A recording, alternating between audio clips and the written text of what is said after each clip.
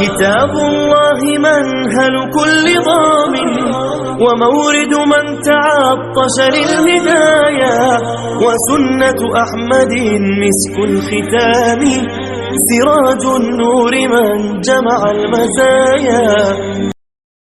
الحمد لله رب العالمين والصلاة والسلام على أشرف الأنبياء والمرسلين اللهم صل وسلم على نبينا محمد أما بعد فأعوذ بالله السميع العليم من الشيطان الرجيم من همزه ونفخه ونفثه بسم الله الرحمن الرحيم. قال الله تبارك وتعالى في القرآن المجيد والفرقان الحميد شهد الله أنه لا إله إلا هو والملائكة وأولو العلم قائما بالقسط صدق اللہ العظیم. ہم نے اپنے گزشتہ اسباق میں ایمان کے ارکان ابتدائی طور پر، بنیادی طور پر، اجمالی طور پر پڑھے اور بتلایا کہ کتنے ارکان ہیں. ان میں سے پہلا رکن اللہ پر ایمان لانا، اس کی ہم نے تفصیل پڑھی اور اسی کے ساتھ ساتھ ہم نے عبادت اور عبادت کی اقسام پڑھی اور ان اقسام کی تعریفات پڑھی. اب ایمان کے ارکان میں سے دوسرا رکن فرشتوں پر ایمان لانا ہے،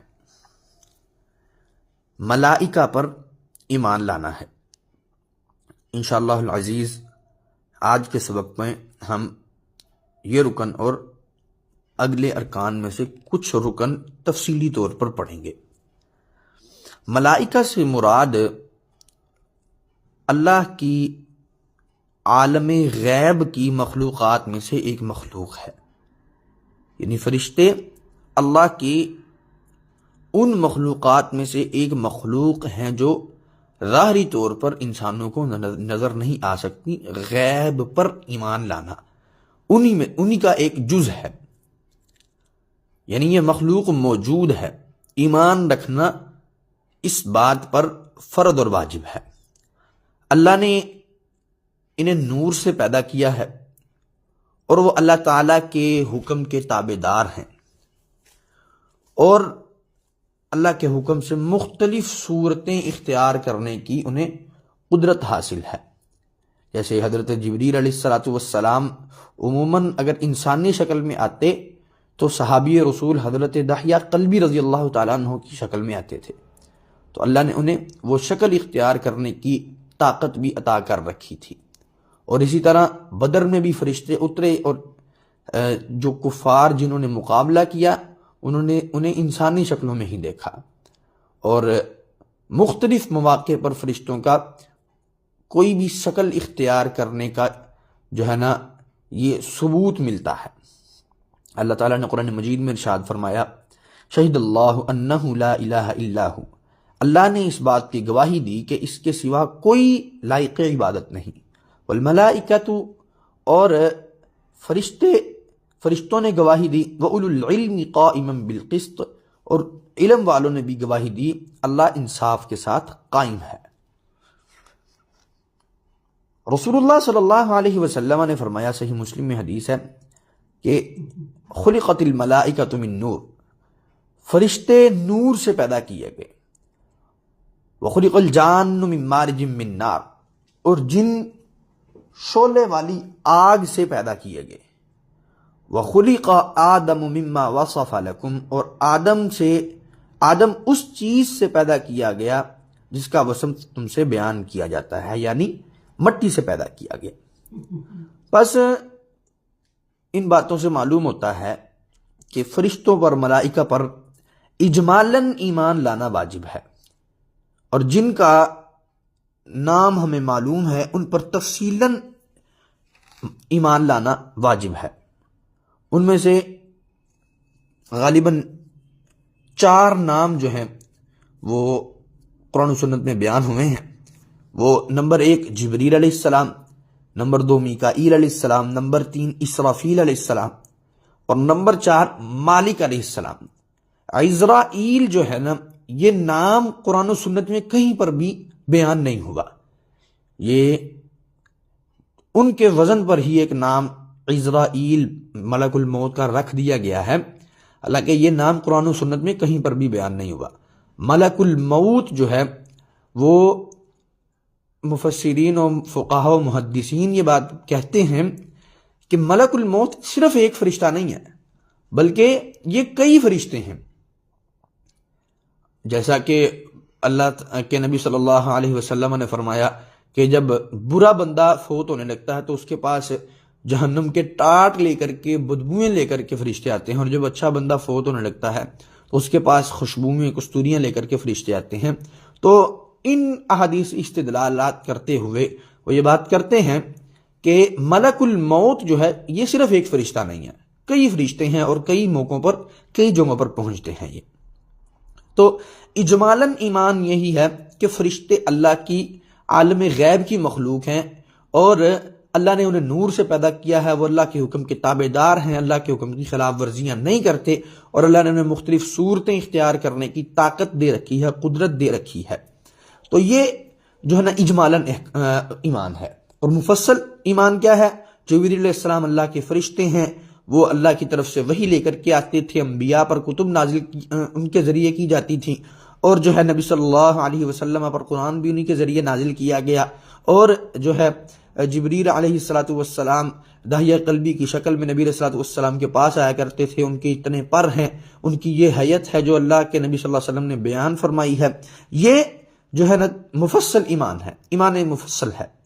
تو جتنا تذکرہ جس فرشتے کا قرآن و سنت میں ہوا ہے اس پر اتنا ایمان لانا یہ مفصل ایمان کہلائے گا، اور یہ ضروری ہے. میکائیل علیہ السلام، اسی طرح اسرافیل علیہ السلام. میکائیل علیہ السلام بارشیں برسانے والے فرشتے ہیں، اللہ تعالیٰ کے حکم سے جو ہے بارشوں کے نظامات کو دیکھتے ہیں. اور اسرافیل علیہ السلام سور پکڑ کے کھڑے ہیں، قیامت جب اللہ آنی ہوگی، جب اللہ تعالیٰ ان کو حکم دیں گے تب انہوں نے سور کو پھونکنا ہے، سور میں پھونکنا ہے. اور اسی طرح مالک علیہ السلام جو جہنم کے داروغے ہیں، قرآن مجید میں اللہ فرماتے ہیں وَقَالُوا يَا مَالِكُ لِيَقْضِ عَلَيْنَا رَبُّكَ. جہنمی جہنم میں چلے جائیں گے تو پھر مالک کو کہیں گے کہ اپنے رب کو کہے کہ ہمارا فیصلہ کر دے. یا مالک لیقضی علینا ربک، یعنی ہم پر موت طاری کر دے، ہم مر جائیں. تو مالک، قرآن مجید میں مالک کا تذکرہ کیا گیا ہے. تو ان پر ایمان لانا، ایمان مفصل لانا ضروری ہے. دوسری بات ہے کہ فرشتوں کی صفات. یاد رکھیے گا فرشتے اتنے زیادہ ہیں کہ ان کی تعداد اللہ کے سوا کوئی نہیں جانتا، اور ان کے اوصاف بہت زیادہ ہیں. قرآن و سنت میں بہت سے اوصاف بیان ہوئے ہیں، ان میں سے چند یہ ہیں. نمبر 1 کہ ان کے بازو ہیں، فرشتوں کے بازو ہیں.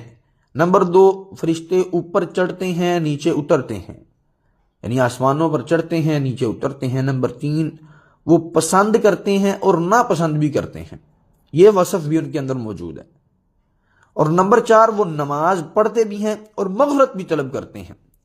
اور اسی طرح وہ طواف بیت المعمور، جو بیت اللہ کے بالکل اوپر موجود ہے آسمانوں میں، بیت المعمور، طواف بیت المعمور بھی کرتے ہیں. اور احادیث میں ذکر ہے کہ فرشتوں کی تعداد اتنی زیادہ ہے کہ ایک دن میں 70,000 فرشتے بیت المعمور کا طواف کرتے ہیں، اور جس فرشتے نے ایک مرتبہ طواف کر لیا قیامت تک اس کی دوبارہ باری نہیں آئے گی. اسی طرح فرشتوں کے پر ہوتے ہیں، یہ بھی فرشتوں کا وصف ہے. اور اسی طرح فرشتے اللہ کی عبادت بھی کرتے ہیں، تسبیحات و تحلیلات و تحمیدات بھی کرتے ہیں. اور اسی طرح کچھ فرشتوں نے اللہ تعالیٰ کے عرش کو پکڑا ہوا ہے، تھاما ہوا ہے، پلر کے طور پر وہاں پر کام کر رہے ہیں. تیسری بات ہے فرشتوں کے فرائض منصبی. فرشتوں کی بہت سی قسمیں ہیں، ہر قسم کے فرشتوں کے الگ الگ اعمال مقرر کیے گئے ہیں، جن میں سے کچھ اعمال یہ ہیں. نمبر 1 وحی کا فرشتہ جبریل علیہ السلام، پہاڑوں کا فرشتہ جو طائف میں اللہ کے نبی السلام کے پاس جبریل علیہ السلام کے ساتھ آیا تھا، سور پھونکنے والا فرشتہ، اس کے بعد ماں کے پیٹ میں بچے پر معین فرشتہ. یہ بھی حدیث میں ذکر آتا ہے کہ جب بچہ ماں کے پیٹ میں ہوتا ہے، جب اس میں روح پھونک دی جاتی ہے تو پھر اللہ تعالیٰ اس کو بھیجتے ہیں، وہ پھر لکھتا ہے کہ اس نے کتنی دیر زندہ رہنا، اس نے کب پیدا ہونا ہے، اور پھر اس نے کتنی دیر زندہ رہنا ہے، کتنے سانس لینے ہیں، کیا کھانا ہے، کیا پینا ہے، کیا پہننا ہے، اور کہاں سے اس کا رزق آنا ہے، سب کچھ وہ فرشتہ لکھ لیتا ہے۔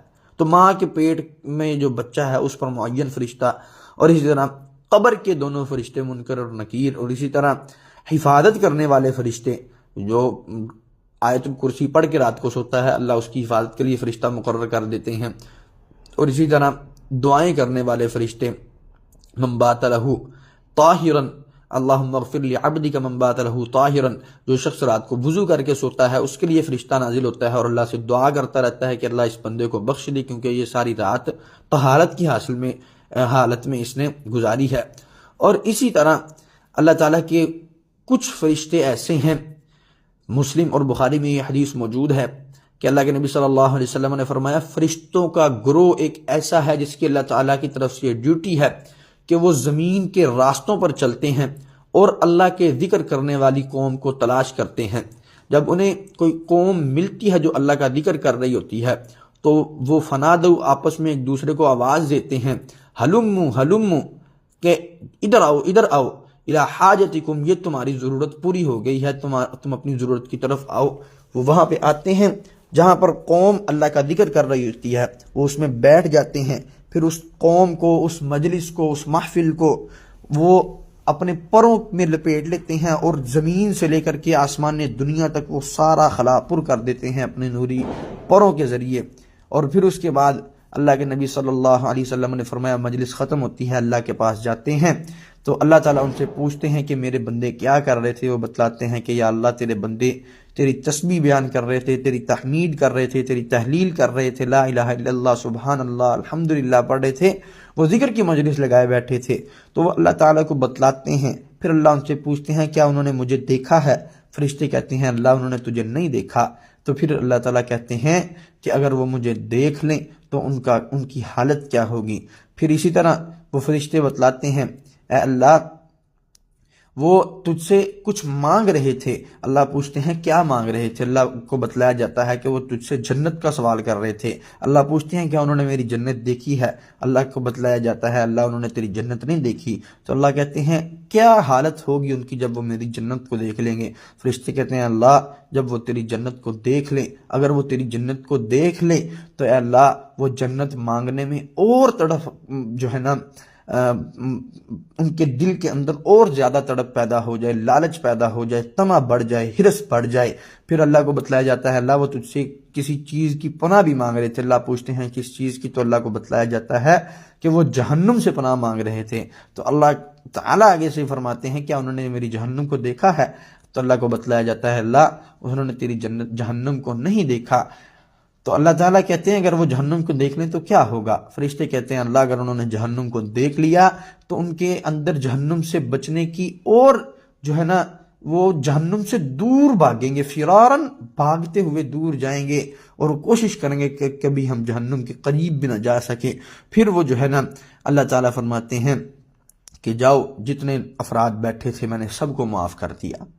تو ایک فرشتہ ان میں سے عرض کرتا ہے اللہ ان میں ایک شخص ایسا تھا جو ابھی آیا، جو مجلس میں آیا تھا، وہ مجلس میں بیٹھنے کے لیے نہیں آیا بلکہ اپنے کسی کام کے لیے آیا تھا، تو اے اللہ کیا وہ بھی معاف کر دیا جائے گا؟ اللہ نے کہا ہاں، جو ہمارے نیک لوگوں کے ساتھ بیٹھتے ہیں وہ مجلس ذکر میں بیٹھا کرتے ہیں، ہم ان کو صرف وہاں پر بیٹھنے کی وجہ سے بھی معاف کر دیا کرتے ہیں۔ فرشتے نے کہا وہ خطاء، اللہ بڑا گناہ گار تھا، بتلایا گیا اللہ کو بہت گناہ گار تھا۔ اللہ کہتے ہیں سب کے سب کو معاف، جو کچھ بھی اس مجلس، جو شخص بھی اس مجلس میں بیٹھا تھا سب کے سب کو اللہ تعالیٰ نے معاف فرما دیا ہے۔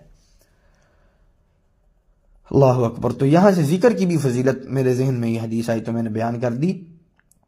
تو یہاں سے یہ بات بھی اخذ ہوتی ہے کہ فرشتوں کے فرائض منصبی علیحدہ علیحدہ ہوتے ہیں۔ کچھ فرشتے وحی کے لیے ہیں، کچھ فرشتے بارشوں کے لیے ہیں، کچھ فرشتے حفاظت کے لیے ہیں، کچھ جنت اور جہنم کی نگرانی کے لیے ہیں، کچھ قبر کے دونوں فرشتے یعنی منکر نکیر ہیں، اور کچھ کرامن کاتبین جو ہمارے دائیں اور بائیں ہیں۔ اور اسی طرح جو ہے جو اللہ تعالیٰ نے ان کے ذمہ ڈیوٹیاں لگائی ہیں وہ سر انجام دے رہے ہیں، ان پر اجمالی ہمارا ایمان لانا ضروری ہے۔ اگلی بات جو ہے وہ ہے ملائکہ پر ایمان لانے کے فوائد کیا ہیں۔ فرشتوں پر ایمان کے جو ہیں بہت سے فوائد ہیں، ان میں سے 2-4 عرض کیے دیتے ہیں۔ پہلا کہ اللہ تعالیٰ کی عظمت اور قوت کا علم ہوتا ہے، اللہ کی قوت کا پتہ لگتا ہے کہ اللہ نے اتنی بڑی مخلوق بنائی اور اپنے تابع کر لیا ان، یہ ساری مخلوق 600 پروں والے فرشتے، اتنے بڑے فرشتے اللہ کے تابع ہیں۔ یہ نہیں ہے کہ اللہ کی نافرمانی میں سرگرداں ہیں، اللہ کے تابع ہیں۔ اور اسی طرح نمبر 2، بنی آدم پر اللہ تعالیٰ کی عنایت انسان کو نظر آتی ہے اور پھر اس کا شکر ادا کرتا ہے کہ اللہ نے ہماری حفاظت کے لیے اتنی بڑی مخلوقات کا انتظام کر رکھا ہے۔ اور اسی طرح فرشتوں سے محبت اور انسیت پیدا ہوتی ہے، انہیں دیکھنے کا لالچ بڑھتا ہے کہ اللہ کی مخلوق ہے، اللہ کے نیک لوگ ہیں، تو ان سے محبت بڑھتی ہے۔ اور اسی طرح ان سے اور جو کچھ انسانوں سے متعلق وہ لکھتے ہیں اس سے انسان چوکنا رہتا ہے، تاکہ انسان اطاعت کا حریص بن جائے، حرام چیزوں کا تارک بن جائے۔ تو یہ تھی کچھ باتیں فرشتوں پر ایمان لانے کے حوالے سے۔ تو فرشتوں پر ایمان لانے کا ان تمام باتوں کا جو خلاصہ ہے وہ یہی ہے کہ تمام فرشتوں پر اجمالاً ایمان لانا فرض ہے۔ جو کچھ اللہ نے بتلایا ہے وہ کچھ یقین کے ساتھ اپنے عقیدے کا حصہ بنانا فرض اور واجب ہے، اور جن کے متعلق تفصیلاً بتلایا گیا ہے ان سب پر ایمان لانا، تفصیلی ایمان لانا واجب ہے۔ اب جو ہمارا اضافی سبق ہوتا ہے اس سے متعلق ہم کچھ ادلہ پڑھیں گے انشاءاللہ العزیز قرآن مجید سے، اور سبق کا عنوان ہے قبر میں دفن شدہ لوگ نہیں سنتے۔ یاد رکھیے کہ جو انسان اس دنیا سے چلا گیا ہے، نبی ہے، ولی ہے، جن ہے، والد ہے، والدہ ہے، پیر ہے، فقیر ہے، اس کا اس دنیا سے تعلق ختم ہو گیا۔ جو اس دنیا سے چلا گیا اس کا اس دنیا سے تعلق ختم ہو گیا، اب وہ دنیا کی باتوں کو سن نہیں سکتا الا کہ جو کچھ اللہ رب العزت اس کو سنا دیں۔ اور جس کسی کو جو کچھ اللہ سنائے وہ صرف اللہ جانتے ہیں، اگر اس کی دلیل مل جائے تو پھر تو بات ہی ختم ہو جائے گی، اور اگر دلیل نہیں ہے تو پھر یہ ایمان رکھنا کہ اللہ یہ شخص ہماری باتوں کو نہیں سن سکتا، یہ ایمان رکھنا واجب اور ضروری ہے۔ اور فرشتے جو دفن شدہ قبر میں لوگ ہیں وہ ہماری باتوں کو نہیں سن سکتے، نہ ہماری حاجات کو پورا کر سکتے ہیں، اگرچہ وہ کتنے ہی بڑے ولی ہوں، پیر ہوں، فقیر ہوں، الا کہ نبی ہوں، کیونکہ نبی بھی جب اس دنیا سے چلے جاتے ہیں ان کا رابطہ دنیا سے کٹ جاتا ہے۔ اب وہ آگے کس طرح زندگی گزار رہے ہیں وہ اللہ جانتا ہے۔ یہ بات اٹل اور حقیقت ہے کہ وہ ہماری باتوں کو نہیں سن سکتے، کیونکہ ان کا دنیا سے رابطہ ختم ہو چکا ہے، وہ فوت ہو چکے ہیں۔ اور اللہ نے قرآن مجید میں الفاظ استعمال کیے ہیں ماتا کے، فوت ہو جانے کے۔ نبیوں کے لیے بھی یہی الفاظ استعمال کیے ہیں، بلکہ آخر الزمان جناب محمد رسول اللہ صلی اللہ علیہ وسلم کے لیے بھی اللہ نے یہی الفاظ استعمال کیے ہیں۔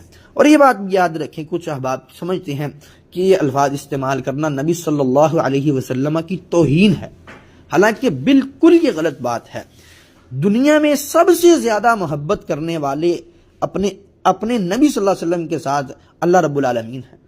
جب اللہ رب العالمین یہ الفاظ استعمال کر رہے ہیں تو اس سے گستاخی اور توہین لازم نہیں آ رہی، تو پھر انسان جو ہیں، جو اللہ رب العالمین کے تابع ہیں، اللہ کا قرآن پڑھنے والے ہیں، وہ یہ الفاظ استعمال کرتے ہیں تو توہین کیسے لازم آ جاتی ہے؟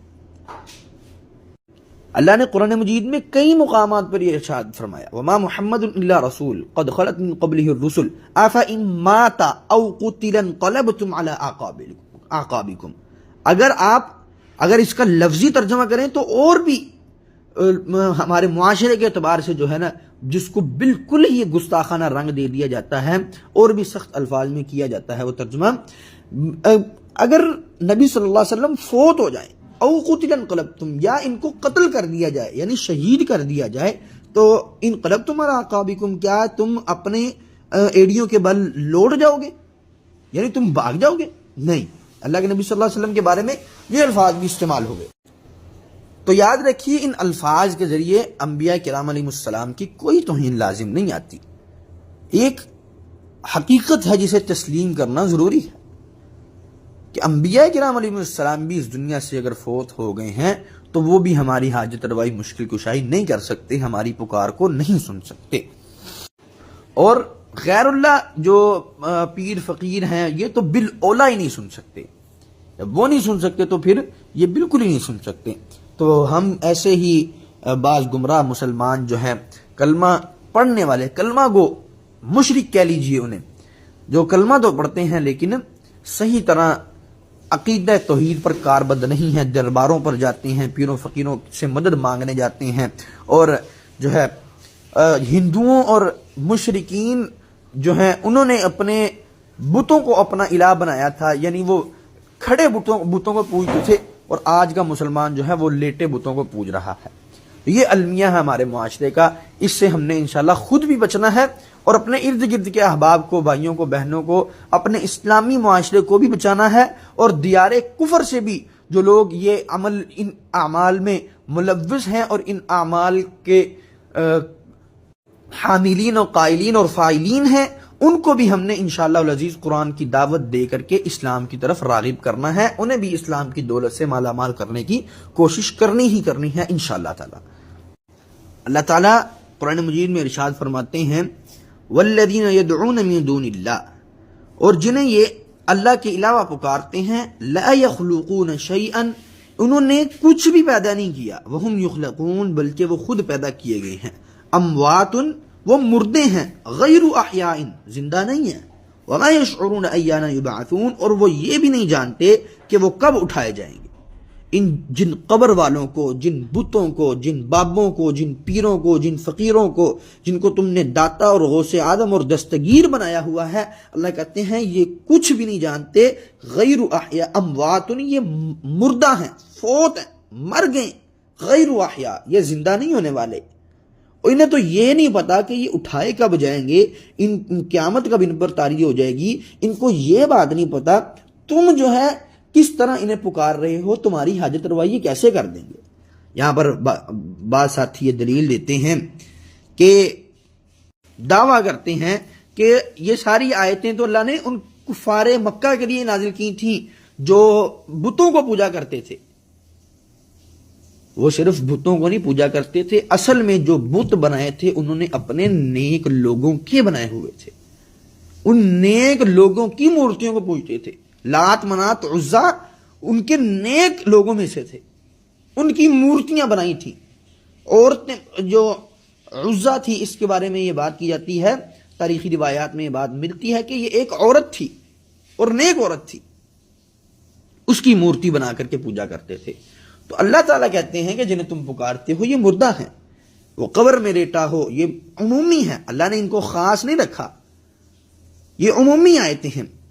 قبر میں لیٹے ہوں وہ بھی مردہ ہیں، بت بنے ہوں وہ بھی مردہ ہیں، مورتیاں بنی ہوں وہ بھی مردہ ہیں، اور یہ سب کے سب مردہ ہیں جنہیں تم اللہ کے علاوہ پکارتے ہو۔ ان مردوں کو نہ پکارو، انہیں تو اپنا نہیں پتا کہ کب اٹھایا جانا ہے انہوں نے۔ سورۃ النحل ہے، آیت نمبر 20 اور 21 ہے، اور اسی طرح سورۃ النمل ہے، آیت نمبر 80 ہے۔ اللہ رب العالمین ارشاد فرماتے ہیں اے نبی محمد صلی اللہ علیہ وسلم انک لا تسمع الموتى ولا تسمع الصم الدعاء اذا ولوا مدبرین، اے نبی محمد صلی اللہ علیہ وسلم آپ مردوں کو نہیں سنا سکتے اور نہ ایسے بہروں کو اپنی پکار سنا سکتے ہیں جو پیٹھ پھیر کر بھاگ جا رہے ہوں۔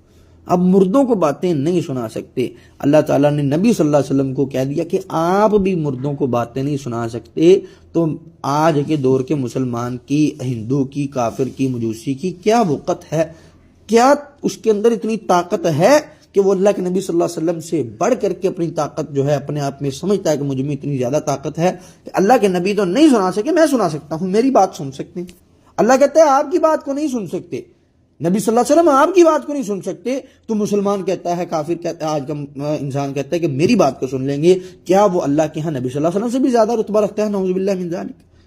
تو محترم بھائیو، قرآن کا فیصلہ یہی ہے کہ مردہ کوئی بھی ہو وہ انسان کی بات کو نہیں سن سکتا الا کہ جتنی بات اللہ تعالیٰ اس کو سنا دیں۔ بدر کے موقع پر جو مسلمانوں نے کافروں کو قتل کیا، اللہ کے نبی صلی اللہ علیہ وسلم نے کنویں پر کھڑے ہو کر کے کافروں کو پکارا، بات کی ان کے ساتھ، اللہ تعالیٰ نے اس موقع پر اللہ کے نبی صلی اللہ علیہ وسلم کی بات ان کو سنا دی، تو اس میں کوئی بعید نہیں ہے۔ اس موقع پر بات سنا دی، جتنی اللہ چاہے، جس کو چاہے، جہاں پہ چاہے سنا سکتا ہے، تو اس کے لیے دلیل کا ہونا ضروری ہے کہ وہ تو اللہ کے نبی صلی اللہ علیہ وسلم تھے، ان کو تو پتا تھا، وہ ان پر وہی نازل ہوتی تھی، وہ انہوں نے حضرت عمر فاروق کو یہ کہا تھا کہ اس وقت یہ بہت زیادہ بات سننے والے ہیں، سمجھ رہے ہیں کہ میں کیا کہہ رہا ہوں، تو عبرت کے لیے اللہ تعالیٰ نے اس وقت سنائی۔ اور اسی طرح وہاں پر کافروں کو بات سنائی گئی تھی، اور اسی طرح مردے کو دفنا کر کے جب واپس آتے ہیں تو وہ قدموں کی آہٹ سنتا ہے، اور اسی طرح وہ اس کے اوپر جو نوحہ کیا جا رہا ہوتا ہے تو وہ بولتا ہے۔ یہ سب پر ایمان لانا ضروری ہے، لیکن ہماری بات کو سن کر کے جواب دیتا ہے، اس کو پکارا جا سکتا ہے، یہ عقیدہ رکھنا درست نہیں ہے۔ جتنا اللہ سناتا ہے اتنا وہ سنتے ہیں، بس اتنا عقیدہ ہے۔ اور وہ کتنا سناتا ہے اللہ نے قرآن و حدیث میں وہ بیان کر دیا۔ اور سورہ فاطر میں اسی طرح اللہ رب العالمین ارشاد فرماتے ہیں وَمَا يَسْتَوِي الْأَحْيَاءُ وَالْأَمْوَاتُ، اور زندے اور مردے برابر نہیں ہو سکتے۔ ان اللہ یسمع من یشاء، سورہ فاطر آیت نمبر 22، اللہ جس کو چاہتا ہے سنوا دیتا ہے۔ وما انت بمسمع من فی القبور، اور آپ صلی اللہ علیہ وسلم ان لوگوں کو نہیں سنا سکتے جو قبروں میں ہیں۔ یہاں پہ اللہ تعالیٰ صراحت سے بات بیان کر رہے ہیں، اللہ جسے چاہے سنا سکتا ہے، لیکن آپ صلی اللہ علیہ وسلم بھی قبر والوں کو اپنی بات نہیں سنا سکتے۔ اس کا مطلب ہے کہ اللہ تو سنا سکتا ہے، اللہ کتنی کس کو کہاں پہ سنا سکتا ہے اللہ نے وہ اتنا بتلا دیا۔ اب آپ صلی اللہ علیہ وسلم بھی مردوں کو باتیں نہیں سنا سکتے، اب آپ صلی اللہ علیہ وسلم بھی جب مردوں کو نہیں سنا سکتے تو ہم کیسے، آج کا مسلمان، آج کا کافر، آج کا یہودی مجوسی، ہندو عیسائی کیسے قبر والوں کو بات سنا سکتا ہے؟ اللہ تعالیٰ سے دعا ہے کہ اللہ تعالیٰ ہمیں صحیح معنوں میں سمجھنے کی توفیق عطا فرمائے اور عقیدہ توحید پر کاربند رکھے، اور اللہ تعالیٰ زندہ رکھے تو عقیدہ توحید پر حالت اسلام میں، اور موت دے تو عقیدہ توحید پر حالت ایمان میں شہادت کی موت عطا فرمائے۔ وآخر دعوانا ان الحمدللہ رب العالمین۔ كتاب الله منهل كل ضامن ومورد من تعطش للهدايا، وسنة أحمد مسك الختام سراج النور من جمع المزايا.